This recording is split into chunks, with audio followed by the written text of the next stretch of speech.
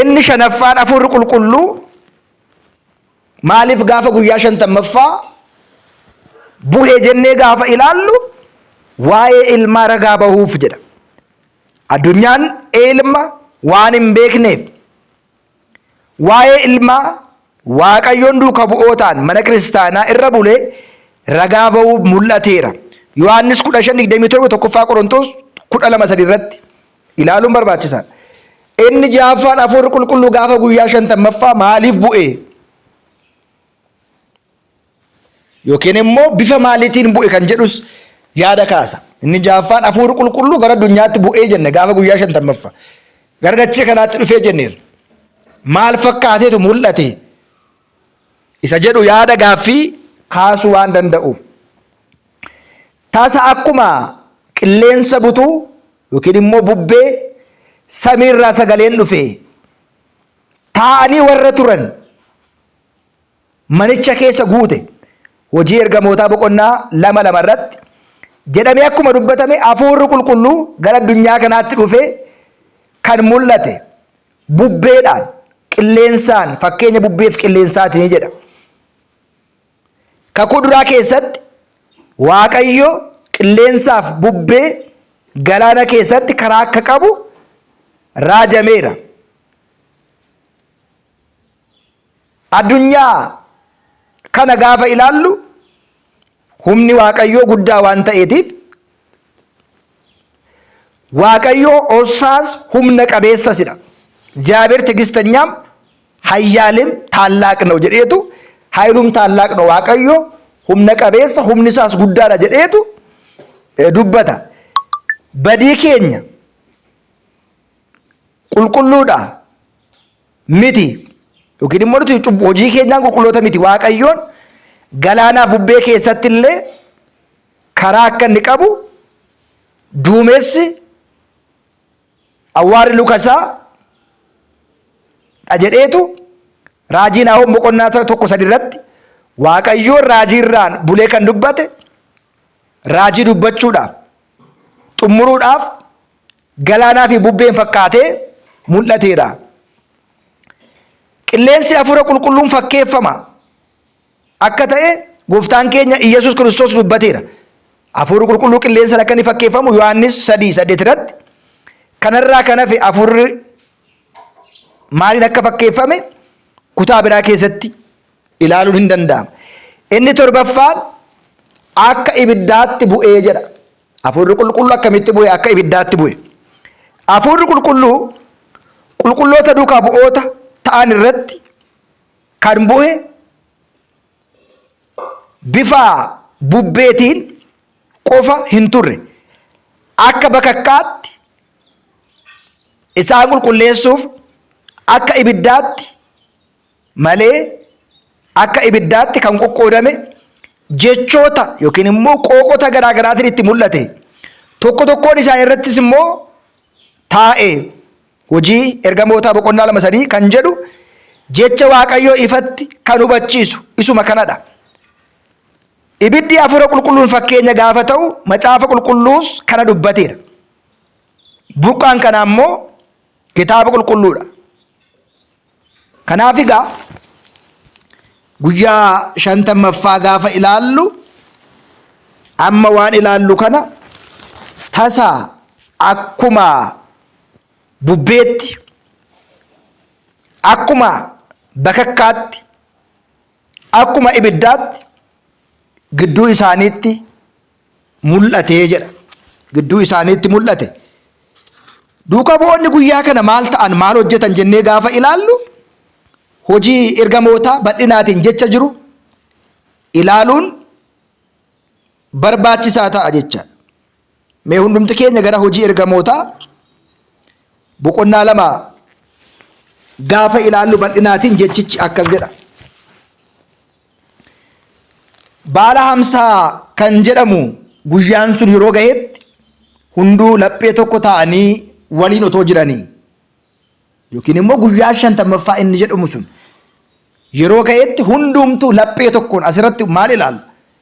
Tokkummaadhaan garaagartummaa otoo hin qabaatiin tokkummaa kan nu barsiise Waaqayyoodha. Tokkummaa kan nu barsiise duuka bu'oota Waaqayyoodha. tokkummaa kan nu hubachiise duukaa bu'oota Waaqayyoodha. Laphee tokko ta'anii bakka tokkotti qabamanii too jiranii tasa akkuma bubbee nama butu qilleensi samii irraati sagaleen dhufe. Ta'anii warra turan irratti immoo guute akka ibiddaa kan qoqqoodame qooqota garaagaraa itti mul'ate. Tokko tokkoon isaanii irratti immoo taa'e. Hunduma irrattis hafuurri qulqulluutti guute. Hafuurri qulqulluu akka dubbataniif kenneefi qooqota garaagaraatiin dubbachuu eegalanii jedha.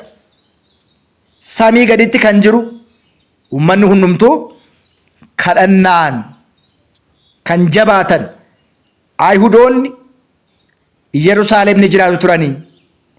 Sagaleen kunis yeroo ta'utti uummanni hundumtuu walitti qabamanii tokko tokkoon isaanii qooqa garaagaraatiin yeroo dubbatan ni dhaga'ama ture. Kanaan booda kan dinqisiifatanii akkana jedhan, kunoo isaan kun kan dubbatan hundumaa namoonni Galiilaa miti. Nutis tokko tokkoon keenya kan itti dhalanne qooqa mataa keenyaa akkamitti dhageenya? Kan Pharxee fi Meed Elaameexim, namoonni Pharxee, namoonni Meedii fi Elaameexis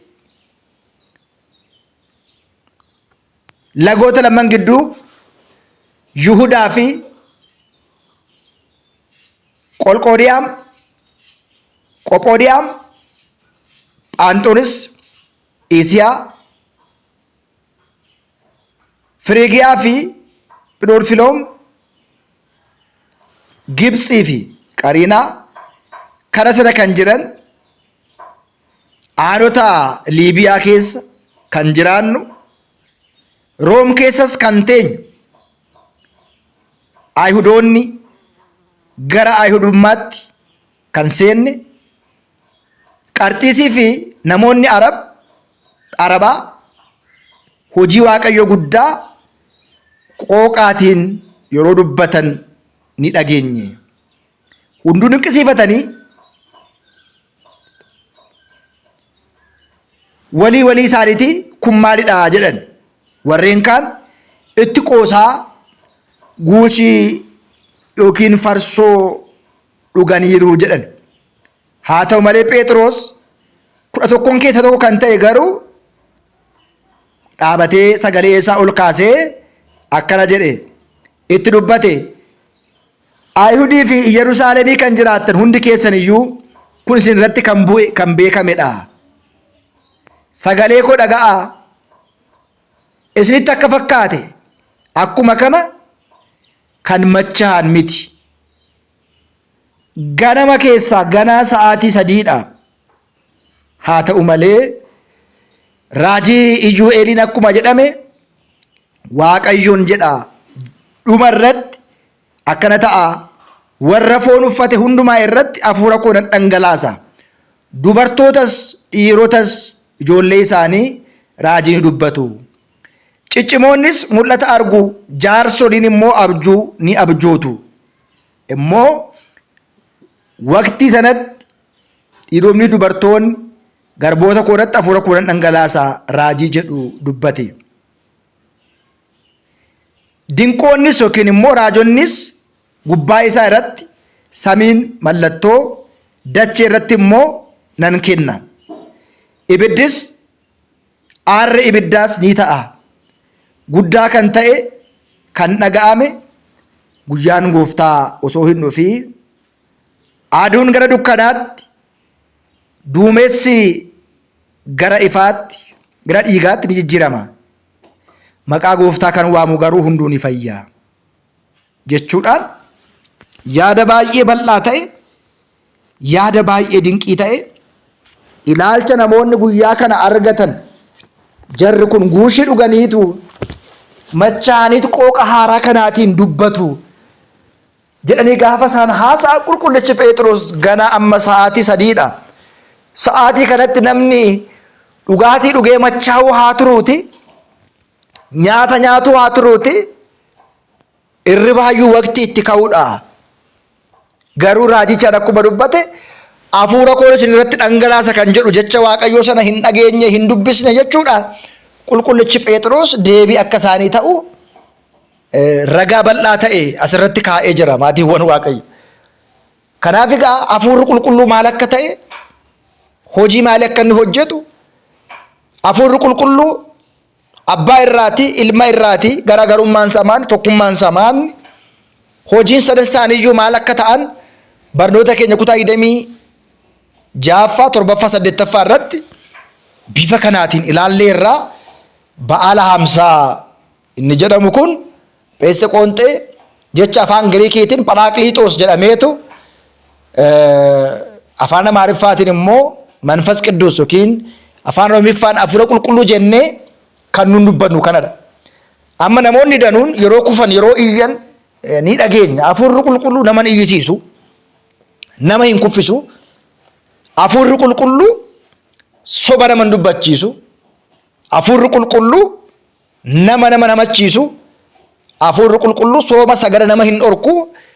Hafuurri qulqulluu gara dhugaatti kan nama geessu, dhugaa kan nama dubbachiisu, dhugaa kan nama raawwachiisuu fi dhugaan kan nama jiraachisu ta'uusaa asirraati hubachuu barbaachisaadha.